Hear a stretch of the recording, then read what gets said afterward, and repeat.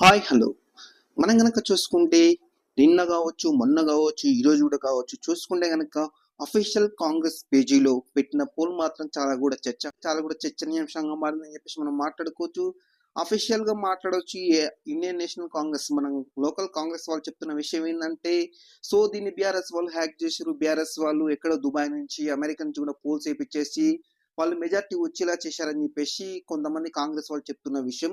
ఎవరు ఏమైనా కావచ్చు, ఎవరు ఏదైనా కావచ్చు, లిటరల్ కనుక మనం మాట్లాడుకుంటే వీళ్ళు పోలు పెట్టిన దాన్ని కనుక చూసుకుంటే ట్విట్టర్లో 1,00,000 ఓట్లు కనుక పడితే దాంట్లో 70% బీఆర్ఎస్ పాలన బాగుంది అనుకుంటే 30% మాత్రం, కేవలం 30% మాత్రమే కాంగ్రెస్ పాలన బాగుందని చెప్పేసి చెప్పడం జరుగుతుంది.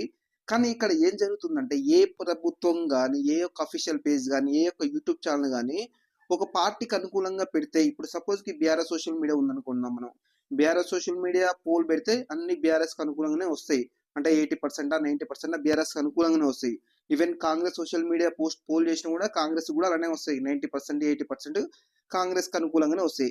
కాకపోతే ఇక్కడ ఇంత చర్చనీయాంశమైన అంశం ఎందుకైందని మనం మాట్లాడుకుంటే, పెట్టింది ఎక్కడో కాదు, అఫీషియల్ ఎక్స్ లో పెట్టారన్నట్టు వీళ్ళు. ట్విట్టర్ వేదికగా పోల్ పెట్టడం జరిగింది.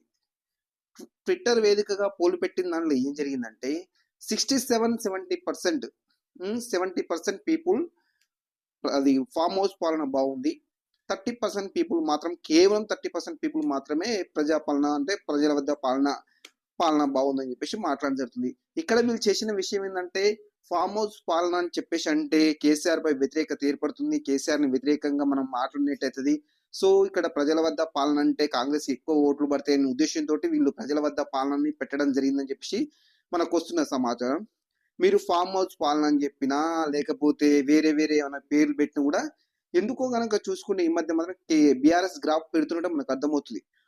చూసుకుంటే ఇది కాంగ్రెస్ అఫీషియల్ ట్విట్టర్నే కాదు, ఆర్టీవీ కావచ్చు, ఇంకా సిగ్నల్ టీవీ కావచ్చు, ఓకే టీవీ కావచ్చు, ఇంకా చాలా న్యూస్ ఛానల్ కూడా పోల్ పెట్టడం జరిగింది. ఎక్కడ ఏ పోల్ కూడా చూసుకున్నా కూడా 85% 90% మాత్రం బీఆర్ఎస్ కావాలని చెప్పేసి మనం అనుకుంటున్నారు. లిటరల్ కనుక మరి ఎందుకు అనుకుంటారు, మరి ఇంతలో 1 సంవత్సరంలోనే ఇంత వ్యతిరేకత ఎందుకు వచ్చింది అని చూసుకుంటే కనుక మనం, అంటే వాళ్ళు కొంతమంది చెప్తున్న విషయం ఏంటంటే రైతు భరోసా అని చెప్పారు, రైతు భరోసా రాలేదు, రేషన్ కార్డులు అన్నారు, రేషన్ కార్డు రాలేదు, ఇందిరమ్మ ఇల్లు అన్నారు, ఇందిరమ్మ ఇల్లు రాలేదు, మహిళలకు 2,500 ఇస్తామన్నారు, అది ఇవ్వలేదు, వృద్ధులకు 2,000 పింఛన్ కాదు మీ 4,000 ఇస్తామన్నారు, అది ఇవ్వలేదు అని చెప్పేసి కూడా చాలా కూడా కామెంట్ రావడం జరిగింది. అంటే ఇది ఓన్లీ విలేజ్ రూరల్ వరకే ఇవన్నీ ఉన్నాయన్నట్టు. అంటే రైతు బంధు కావచ్చు, రైతు భరోసా కావచ్చు, ఇవి ఎక్కువ రూరల్ వర్తిస్తాయి. కాకపోతే అక్కడ పోలింగ్ జరిగింది ఎక్కడ చూసుకున్న కనుక ట్విట్టర్లో వచ్చేసి మనకు కాంగ్రెస్ అఫీషియల్ పేజ్కి వచ్చేసి 3 లక్షల సంథింగ్ ఎంతో ఉన్నారంట దానికి ఫాలోవర్స్. 3 లక్షలు ఎంతో ఉన్నారు అఫీషియల్ దానికి ఫాలోవర్స్.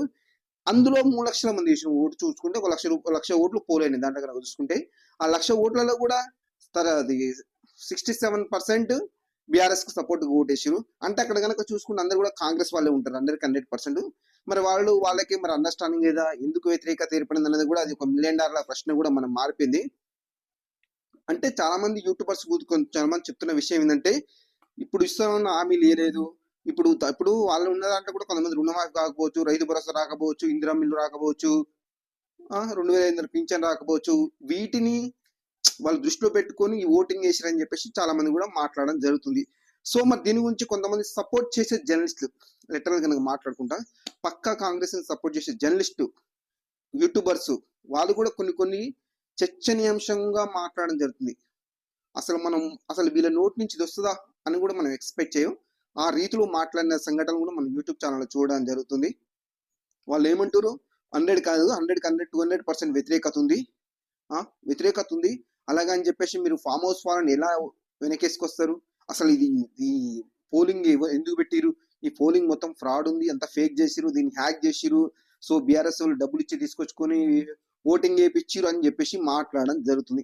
సో ఇక్కడ కనుక మనం మాట్లాడితే ఆయన చెప్పిన విషయం ఏంటంటే, బీఆర్ఎస్ వాళ్ళు ఓటింగ్ తీసుకొచ్చుకొని మాట్లాడుతుంది.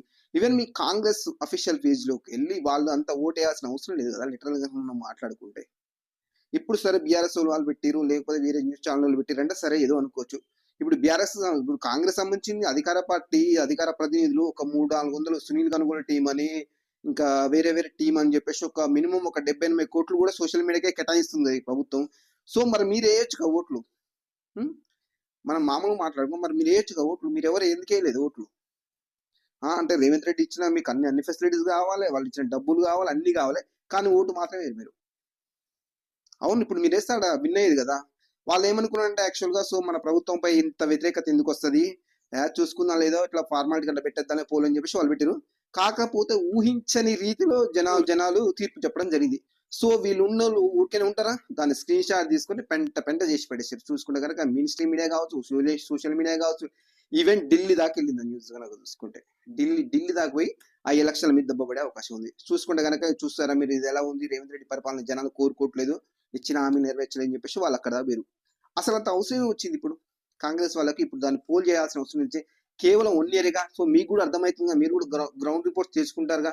సో పార్టీపై కొద్దిగా వ్యతిరేకత వస్తుంది, గ్రామ సభల్లో రచ్చ చూస్తున్నారుగా, గ్రామ సభల్లో అన్ని వ్యతిరేకిస్తున్నారు, కొంతమంది టెంట్లు కూడా పోతున్నారుగా, తెలుసుగా.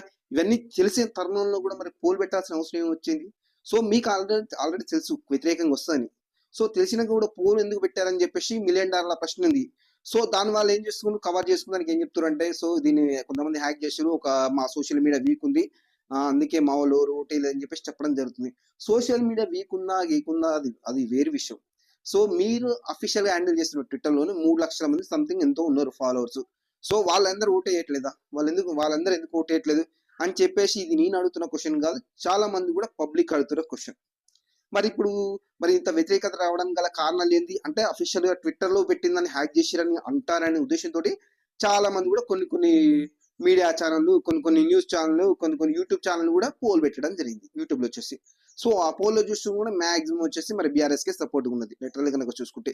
అది నేను చెప్తున్నా కదా, మీరు కూడా ఎక్కడైనా యూట్యూబ్ ఛానల్ కూడా చూసుకోవచ్చు. నాకు తెలిసినంత వరకు అయితే ఎక్కడ చూసుకున్నా మీకు క్లారిటీ వస్తుంది లిటరల్ కనుక మనం మాట్లాడుకుంటే.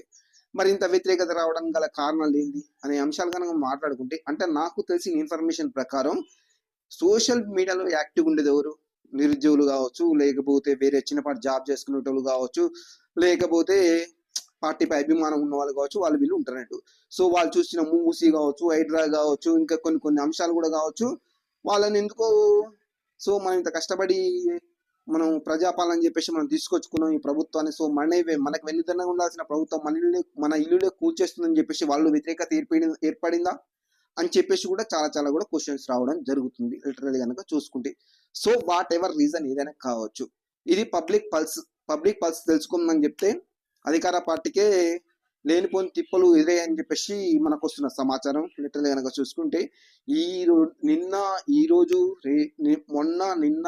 కనుక చూసుకున్న మాత్రం దీని గురించి చర్చ బీభత్సంగా జరుగుతుంది, డిబేట్లు జరుగుతున్నాయి, ఏదైనా జరుగుతుంది. కాకపోతే ఇక్కడ నేను ఒకటి క్లారిటీ ఇవ్వదలుచుకున్న విషయం ఏంటంటే, రేవంత్ రెడ్డి ప్రభుత్వంలో సోషల్ మీడియా వీక్ గా పనిచేస్తుందా అనే అంశాలు కనుక మాట్లాడుకుంటే, అంటే నాకున్న సమాచారం మీకు 100% వీక్ గా ఉందని చెప్పేసి మనం మాట్లాడుకోవచ్చు. ఎందుకు ఇంత క్లారిటీ చెప్తున్నంటే, ఇప్పుడు ఒక ఇన్సిడెంట్ జరిగినప్పుడు ఇప్పుడు ఏమైనా రేవంత్ రెడ్డి ఏమైనా విషయం చెప్పిండుకో, దాన్ని బీఆర్ఎస్ సోషల్ మీడియా అమ్మట స్పాట్ లో అందుకొని దాని గురించి ఒక మీమ్ తయారు చేయడం ఏదో చేస్తుంది.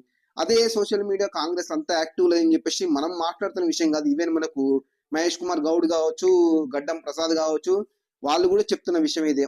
బీఆర్ఎస్ సోషల్ మీడియా ఉన్నది యాక్టివ్ గా, కాంగ్రెస్ సోషల్ మీడియా లేదని చెప్పేసి లిటరల్లీ వాళ్ళే చెప్తున్నారు.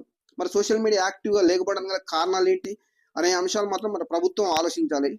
అంటే సరైనంగా వాళ్ళు అంతగా దృష్టి పెట్టడం లేదా అని చెప్పేసి కూడా చాలా కూడా క్వశ్చన్స్ రీజ్ అవుతున్నాయి లిటరల్ కనుక చూసుకుంటే.